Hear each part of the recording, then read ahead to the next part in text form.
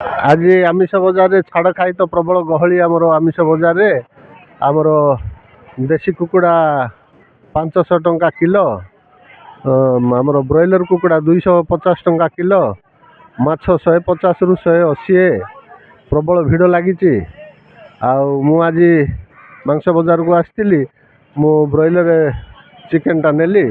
250 टंका देगी आज आमर पालाखेमुड़ी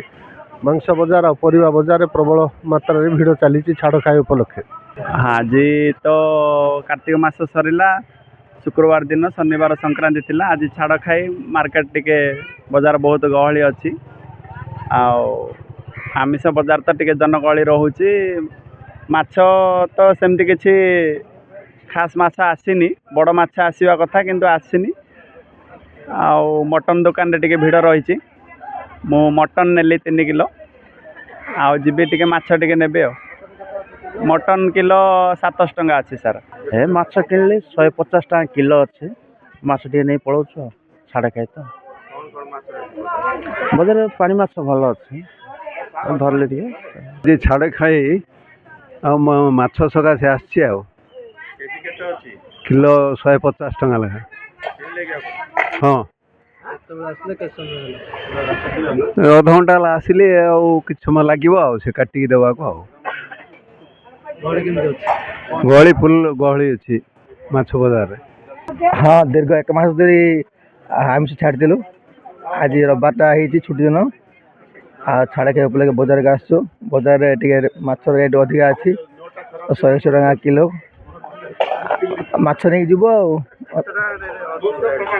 किलो 180 रोही माछ किनली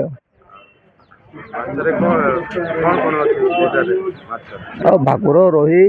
आउ छोट छोट जाइला माछ हाँ मार्केट प्रबल गहली अच्छी रेट अच्छे माछ अलग भाकुर माछ अलग चिंगुड़ी माछ अलग केते रेट अच्छी भाकुर माछ 180 रोही माछ 150 चिंगुड़ी माछ 300 रेट बढ़ी कि रोही भाकुर जहाँ अच्छी सब माछ 180 ला बिकुचु अब चुंगुड़ी 300 लाखे अच्छे मोर आड़े 200 टका अच्छी किलो भाकुर रोही मिसेकी दौर 180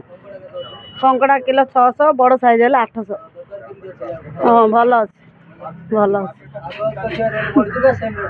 आगुठ 10 टका बढ़ी 10 टका छाड़ खाई 10 टका बढ़ी आज तो छाड़ खाई मास कार्तिक सरला पोहर दिन शुक्रवार दिन पौर्णमी सरला काली संक्रांति थी तेणुक छाड़ खाई किए करें आज जेहेतु रविवार आज समस्ते छाड़ खाई कर मार्केट बहुत गहली मांस दुकान चिकेन दुकान माछ बजार तो बहुत गहली अच्छी आ रेट भी सेमती बहुत